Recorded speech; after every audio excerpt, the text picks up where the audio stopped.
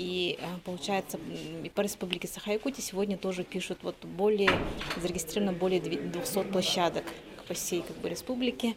Сначала участники получили индивидуальные номера. Дальше все как на экзамене. 30 вопросов по истории боевого и трудового подвига советского народа в годы Великой Отечественной войны. Контрольное время – 30 минут. Взрослые участники уложились в 10. Молодым же пришлось подумать.